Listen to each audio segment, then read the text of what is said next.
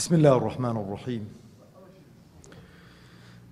الحمد لله رب العالمين، والصلاة والسلام على أشرف الأنبياء وخاتم المرسلين محمد وعلى آله وصحبه وسلم. ربنا هب لنا من لدنك رحمة وهيئ لنا من أمرنا رشدا. ربنا أرنا الحق حقا وارزقنا اتباعه وأرنا الباطل باطلا وارزقنا اجتنابه. ربنا اغفر لنا ولإخواننا الذين سبقونا بالإيمان ولا تجعل في قلوبنا غلا للذين آمنوا ربنا إنك رؤوف رحيم. آمين. خوشکانی قدر گران و بەڕێز برایانی ئازیز و ڕێزدار، سەلام و ڕەحمەتی خوای پەروەردگار بڕژێ بەسەر هەموو لایەکماندا و خوای پەروەردگار عاقبەت خێرمان بکە. خوای پەروەردگار بە گەورەی و عەزەمەتی خۆی داهاتوومان لە ڕابردوومان باشتر بکە، بە موسڵمانی بمان ژێنێ، بە موسڵمانی بمان مرێنێ، بە موسڵمانی زیندیمان بکاتەوە یا ڕەب العالەمین. خۆشەویستانی خۆم بە خۆشحاڵە زانم کە لە خزمەتێوەی بەڕێز و خۆشەویست چەند ساتێکی کەم باسی گەورەی و باسی خۆ ئامادەکردن بۆ مانجی ڕەمەزانی پیرۆز بکەین کە میوانێکی ئازیزە و گەورەترین مانگەکانی خوان کە خوای پەروەردگار تەبارەک و تەعالا 12 مانجی بۆ داناوین، گەورەترین مانگە و گەورەترین شەو لە شەوانی خوای پەروەردگار کە دایناون لەو مانگە پیرۆزەدایە. و ئەوەندەی کە خوای پەروەردگار تەبارەک و تەعالا لەو مانگە لە عەبد و بەندەکانی خۆی خۆش دەبێ، لە هیچ کات و ساتێکی دیکە لێیان خۆش نابێت. و بۆ گەورەی ئەو مانگە خوای پەروەردگار تەبارەک و تەعالا شەیطانەکان کە لە بچە دەکاتن و دڵ و دەرونی عەبد و بەندەکانی نەرمونیان دەکا بۆ ئەوەی کە بەرەو لای خوای پەروەردگار بگەڕێینەوە. خۆشەویستانم، ئەگەر بە وردی تەماشەی قۆناغ و مەرحەلەکانی ژیانی خۆمان بکەین، خوای پەروەردگار تەبارەک و تەعالا هەندێک دەرفەتی داون بە ئینسانەکان بۆی کە پێش لە دنیا بچنە دەرخۆیان پاککەنەوە. یەکێک لە دەرفەتە هەرە گەورەکان مانجی ڕەمەزانە، چونکە هەم مودەکەی زۆرە و هەم لێخۆشبوون و لێبوردەی خوای پەروەردگار خەڵکێکی زۆر دەگرێتەوە. ئەو دەرفەتەی کە لە مانجی ڕەمەزاندا هەیە لە مانگەکانی دیکەمان دانین، و ئەو خۆ ئامادەکردن و خۆ تەسلیمکردنەی کە لە مانجی ڕەمەزاندا هەیە لە مانگەکانی دیکە دانین. لەبەرەوە دەبێ ئینسانی موسڵمان خۆی چاک ئامادەکە. لەبەرەوەش دیقەت بدەن خوشکانی بەڕێزم برایانی ئازیزم، بە تایبەتی ئەوانەی کە مقەسیرین، ئەوانەی کە کەم تەرخەمین، کاتێک کە برایەک مامۆستایەک نسحەتمان دەکات دەڵێن دەی ئیشاڵە مانجی ڕەمەزان تەرچی دەکەین، ئیشاڵە مانجی ڕەمەزان بە حەولی قووەتی خوا چا دەبین مامۆستا. جا لە کەم تەرخەمیمان بێ لە نوێژی جەماعەت، لە کەم تەرخەمیمان بێ لە قورئان خوێندن، لە ئاڵوودەبوونمان بێ بە جگارە کێشانیان هەر شتێکی دیکە، هەموو ئاواتێک و حەزێکمان هەڵچنیوە بەچی بە مانجی ڕەمەزان. دەڵێن دەی ئیشاڵە لە مانجی ڕەمەزان تەرچی دەکەین، بۆ چونکە مانجی ڕەمەزان فورسەتە. برا شیرنەکانی خۆم، نازانم داخۆ دەگەینە مانجی ڕەمەزانیان نا، لەوانەیە هەمان بێ لەو مەجلیسەی دانیشت بین، خوای گەورە تەبارەک و تەعالا لە قەدەری نەنووسی بێتن داخلی مانجی ڕەمەزان بێ. جا بە گەنجی و بە پیری و بەوەش نیە، بە نەخۆشی و بە قالب ساغی نییە. لەوانەیە تووشی حادیسەیەکی سەیارە بین، حادیسەیەکی دیکە بێتن، لەوانەیە خوا حافیزی بکەین. بەڵام گرینگە ئینسان بە دڵ و دەروونماندا بڕیارێکی یەکلاکەرەوەماندا بێ کە ئەو مانگە دەکەینە مانجی وەرچەرخان، مانجی بەرەو خواچوون، مانجی چەند قاتکردنەوەی تەقوا و دینداریمان. ئەوە زۆر گرینگە. ئەگەر نەشگەیشتینە خوای گەورە بۆمان دەنووسیت. لەبەرەوەش ئەو مەحەڵتە گەورەیە دۆستانێکمان خۆشەویستانێکمان دایک و باوکانێکمان ساڵی پار لەگەڵ ئێمە بە ڕۆژوو بوون لەگەڵ ئێمە هەڵدەستانەوە پاشیوان لەگەڵ ئێمە بە زەردەخەنەوە بەربانجیان دەشکان بەس خواحافیزیان لێ کردوون ئێستانەکە ڕۆیشتووە نەماون ئێستا لەو دنیادا ئێستا لێیان بپرسە بە زوبانی حاڵ پێمان دەڵێ کوڕەکانی خۆم کچەکانی خۆم جگەر گۆشەکانی خۆم تخوا کەم تەرخەم مەبن لەو مانگە ئەو مانگە بکەنە مانجەوەی کە خوا لێتان خۆش بێ کە خوای پەروەردگار ڕێستان لێ بنێ خوای گەورە تەقدیرتان بکاتن لەبەرە ئەوەی کە بە ئومەتی محەممەد دراوە عەلەیهی سەڵات وەسەلام بە ئومەتانی دیکە نەدراوە ئەو فرسەتانەی کە بۆ ئومەتی محەممەد عەلەیهی سەڵات وەسەلام خوای پەروەردگار ئەو فرسەتانەی کە پێی داوین بە ئومەتانی دیکە نەدراون دەبێت شانازی پێوە بکەین ئاها برا شیرنەکانی خۆم بە تایبەتی چینی گەنج و شەبابمان جاری وایە بە دوای فرسەت و بە دوای نزانم چی و چی دادەگەڕێ دەڵێ کاکە فڵانکە شەریکە فرسەتی زۆری داون تەمەنی ئێمە تەمەنێکی کورتە ئەو تەمەنە کورتە پێویستە ئینسان ئیستیغلالی کات جارێ لێ ئێستاوە چۆن کابرا میوانێکی خۆشەویستی دێ دەی ماڵی گەسک دەدا خێزانی وە خۆ دەکەویتن مەطبەخەکەی ڕێک دەخاتن ژووری میوانان ڕێک دەخات دەی حەمامات و مشتەمەلاتی جوان خاوێن دەکات و بۆی شتێکی لێ نەبینی قێزەون بێ دەتخوا ئێمەش با چاوێک بە دڵ و دەرونی خۆمان دابجێڕینەوە کار و کردەوەیەک با نێڵین کە قێزەون بێ لەگەڵ ئەو میوانە گەورەیە تێک بگیرێت و لەگەڵ خاوەنی ئەو میوانە گەورەیە کە خوایە تەبارەک و تەعالا تێک بگیرێت با گەسکێکی چاک لە دڵ و دەروونمان دەین لەبەرەوە بەڕاستی ئەو کەسەی کە خوای گەورە تەوفیقی دەدا لە مانجی ڕەمەزاندا تاعەت و عیبادەت و خواپەرستیەکی باش دەکا دوعای جبریل عەلەیهی سەڵات وسەلام لەگەڵ ئامینی محەممەد المستەفا عەلەیهی سەڵات وسەلام بۆیان پێچەوانە دەبێتەوە ئەو کەسەی کە خوا تەوفیقی بدا دووبارەی دەکەمەوە کە لە مانجی ڕەمەزاندا تاعەت و عیبادەت و خواپەرستیەکی چاک بکە کە جێی ڕەزامەندی خوا بێ دوعای جبریل عەلەیهی سەڵات وسەلام و ئامینی محەممەد المستەفا عەلەیهی سەڵات وسەلام بۆی پێچەوانە دەبێتەوە چکە جبریل عەلەیهی سەڵات وسەلام دوعای کردو فەرموویەتی خوایە هەر کەسێک هەر موسڵمانێک بگاتە مانجی ڕەمەزان باێ ئەوەی تاعەت و عیبادەت و خواپەرستی و شەون و خونی نەکاتن کاتۆ لێی خۆشبی یا ڕەبی خوایە قەت عەفوی نەکەی خوا پەناماندا محەممەد المستەفا عەلەیهی سەڵات وسەلام دەفەرمێ ئامین قەسەم بە زات و سیفاتی خوا دوعایەک لە دەوی جبریل هات بێتە دەرەوە و لە دەوی محەممەد المستەفا عەلەیهی سەڵات وسەلام ئامینی بۆ کرابێ ڕەتبوونەوەی نیە لای خوا لەبەرەوە ئەو فرسەتە ئەو مەحەڵتە گەورەیە لە دەستە خۆمان بانەدەین چ بکەین لە مانجی ڕەمەزان زۆر بە کورتی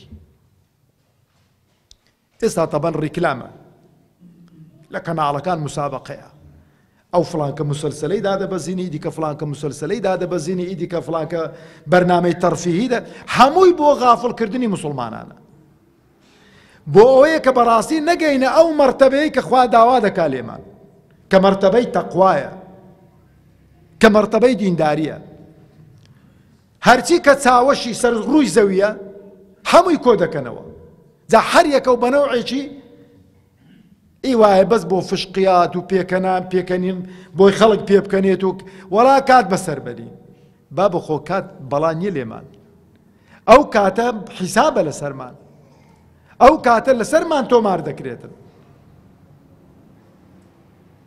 لەبەرەوە یەکەم شت بڕیار بدە لەو مانجی ڕەمەزانە مقاتعی هەرچی بەرنامە و مەرنامە و جا هەرچی کە هەیە غافڵت دەکا مقاتعی بکە وەرە تەماشەی خۆت بکە چاو لەسەرێک دانێ سبەینێکە مەلەک المەوت میوانت دەبێت لە نیوەی ڕەمەزاندا دەڵێ ئیشت تەواو ڕزقت نەما کۆتایی بە ژیانت دێتن پەشیمانی یان نابۆ ئەو دنیایە فرسەتێکت داتێت چ دەکەی دانێ و فرسەتەکەی پێداوی یەکەم شت کە پێی هەستین مقاتعەکردنی ئەو شتانە بابێتن لەبەرەوەش تەماشەکە ئەوانەمان کە زۆر متابعی مسلسلات و بەرنامەی تەرفیهی و چی هەیە عەفوەن هیچ نەمایە تەماشای قازان زمان چ کردووە پێی دەوڵەمەند بووین پێی علم و زانستمان پێی زیاتر بووە خۆشەویستتر بووین چمان پێ زیاد کردو بەس کاتەکەمان ڕۆیوە عمرەکەمان لەگەڵی سەرف کردووە بە تایبەتیش ئەوەی کە لەو مانگانەدا ئەو کەناڵانە کە پێم خۆش ناویان بدەم شتێکی وا پەخش ناکەن کە سوود و قازانجمان پێ بگەێنێت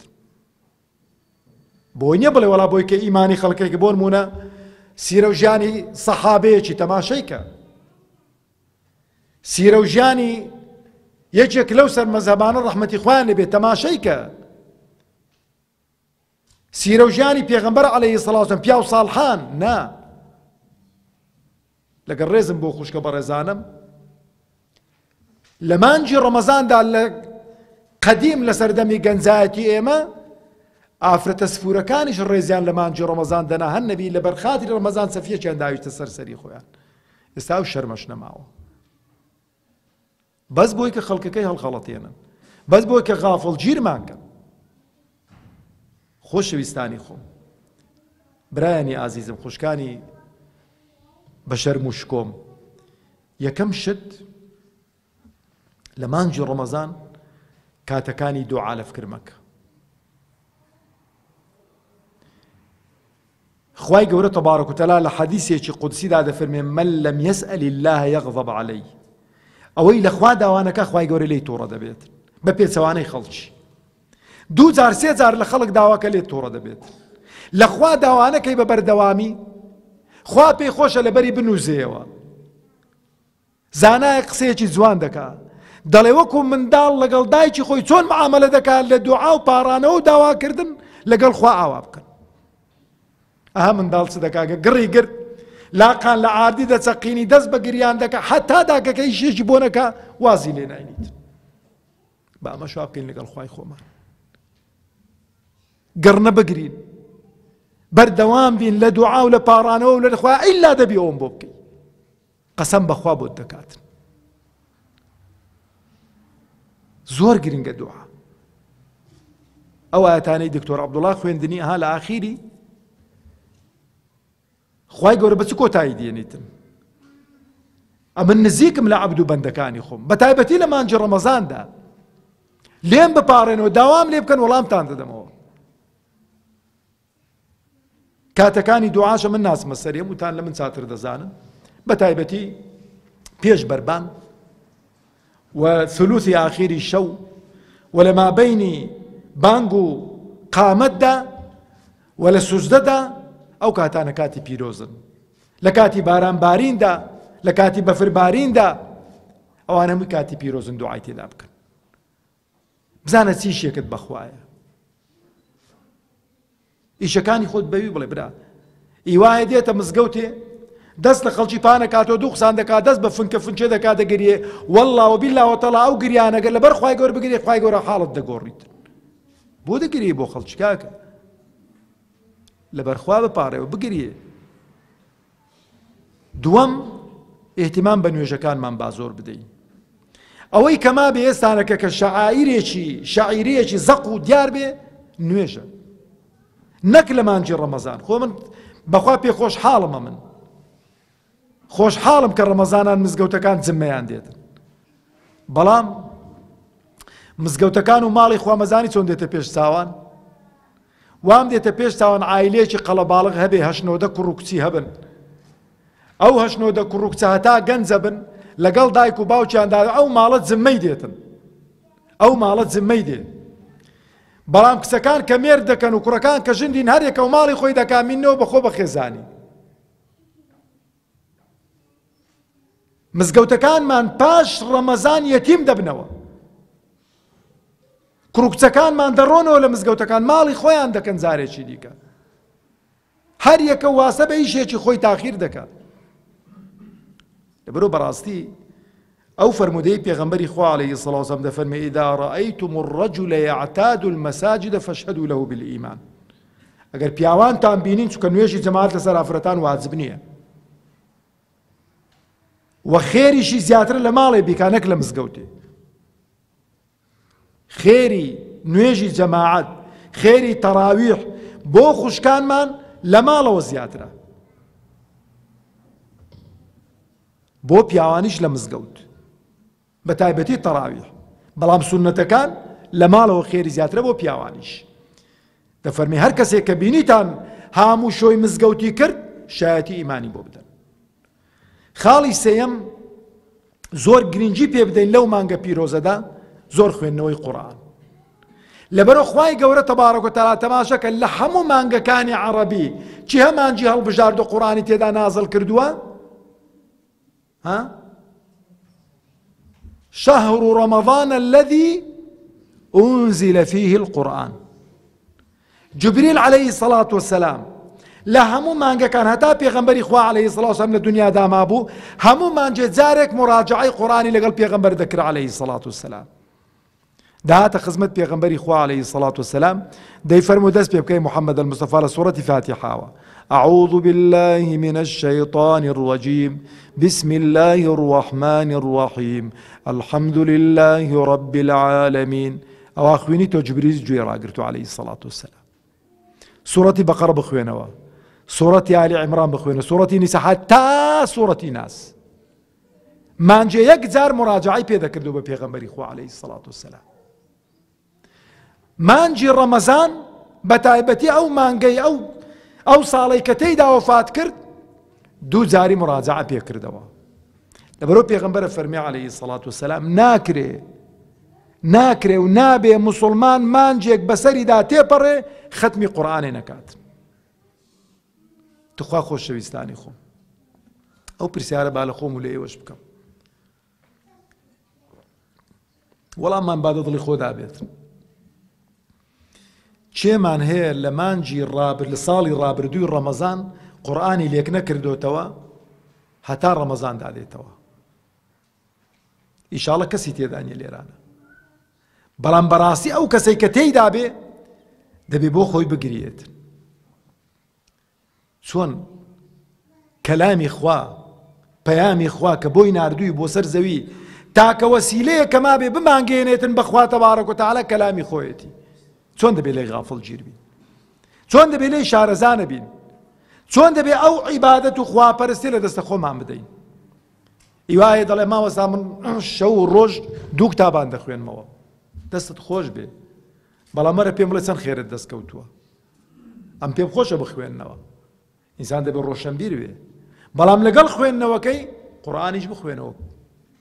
لەبەرە هەر پیتێکی قورئان کە دەخوێنینەوە دە خێرمان بۆ دەنووسرێت. خوشکان لەوانەیە دایکانمان بڵێ جا مامۆستا مە نەخوێندەوارین سوورەتی فاتحە خۆ دەزانن. ئەرێ وەڵا دەزانین مامۆستا، هەر فاتحای دووبارەکەوە ڕۆژێ 100 جار فاتحای بخوێنە، لۆت خوڕ دەکاتەوە خوای گەورە تەبارەک و تەعالا. هەر بڵێ الحەمد لله رب العالمین الرحمن الرحیم. ئەگە غەڵەتیشت هەبێ هەر گوێمە دێ هەر بخوێنەوە، خوای گەورە تەبارەک و تەعالا خێرانت بۆ دەنووسیت. سوورەتی ئیخلاص لەبەری تو قل هو الله ئەحەد، هەر ئەوەی دووبارەکەوە. گوێ لە قورئانەکەی ڕابگرە، هەمان خێرت دەست دەکەوێت. ماندی بووی تەماشای قورئانەکەی بکە، هەمان خێرت دەست دەکەوێت. عیبادەتە، خواپەرستیە. ئەوجا ئەو کەسانەی کە دەوڵەمەندن لە مانجی ڕەمەزاندا زەکات با بدەن. لەبەرە خەڵکێکی فەقیر و هەژار و نەدار هەیە، پێویستە کاتن کە ئاگامان لێیان بێت. ئەوجا خاڵێکی دیکە بە زەکات لە ماڵی خۆمان نەگەڕین، سەدەقە و خێر. پێغەمبەری خوا عەلەیهی سەڵات وسەلام لە هەموو مانگەکان خێر و سەدەقەی زۆر دەکرد، بەڵام لە مانجی ڕەمەزان خێر و سەدەقەی چەند قات دەکردەوە. خێر و سەدەقەی چەند قات دەکردەوە. خاڵێکی دیکە ئەوانەی کە لەگەڵ دایک و باوچیان عادزن، لەگەڵ برایەکانیان عادزن و قسە لەگەڵ یەک ناکەن، هەموو شۆی خزمان ناکەن لەگەڵ ئامۆزاکانیان لەگەڵ خاڵۆزاکانیان لەگەڵ پورزاکانیان بە ئاشت ببنەوە. قەتعی سیلەی ڕەحم حەرامە، با خزمەکانیش لەگەڵە تۆ خەرابنە و لەگەڵ خزمەکانت باش بە. پێغەمبەر وامان پێ فەرمی عەلەیهی سەڵات وسەلام. ئەو جا خاڵی حەفتەم ئیحیای شەوی لەیلەت القەدر، زیندووکردنەوەی شەوانی لەیلەت القەدر بە تایبەتی ئەو دەشەوە.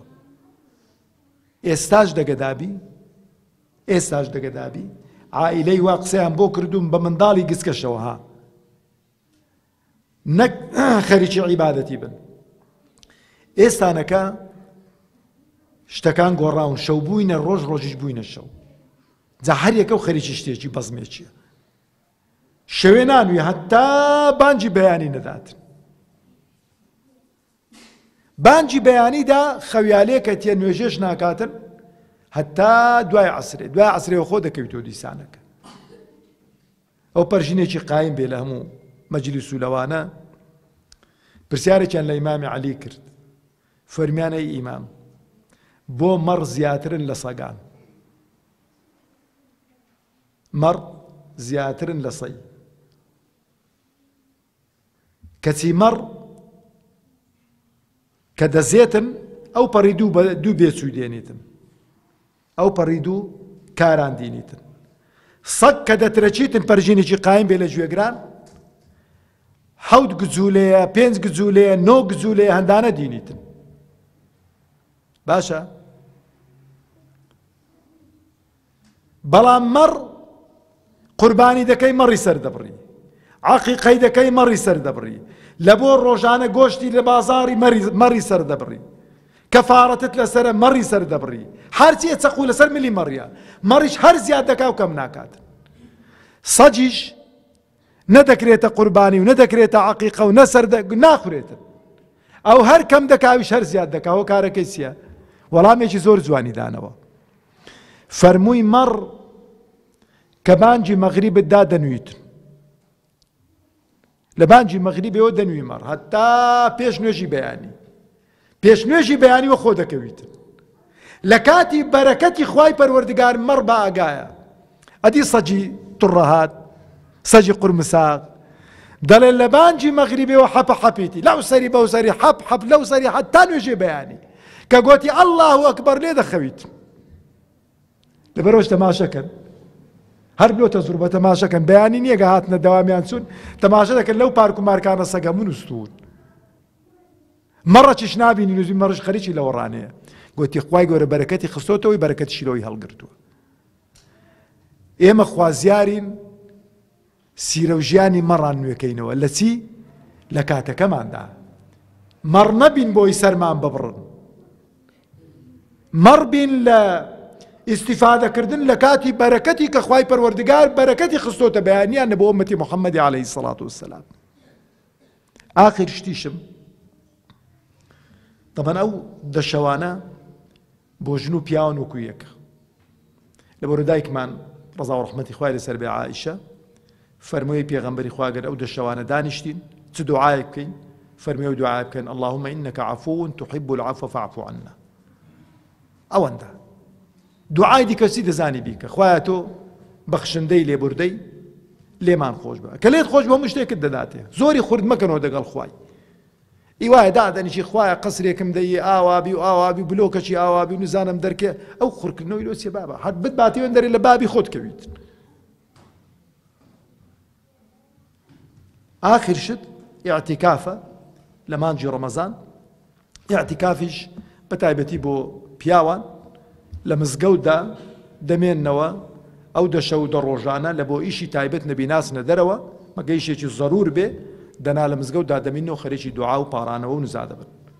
یا ڕەبی خوایە بۆ خاتری ناو سیفەتە بەرزەکانی خۆتکەی، بۆ خاتری ئیسمی عەزەمی خۆتکەی، ئەو مانگەمان بە قسمەت بکەی، و یا ڕەبی خوایە تەوفیقمان بدەی بۆ تاعەت و عیبادەت و خواپەرستی، و یا ڕەبی خوایە وامان لێ بکەی کە لەو مانگە تەواو دەبین یەکێک بین لەوانی کە عەفوت کردوون کە لەیان خۆش بووی.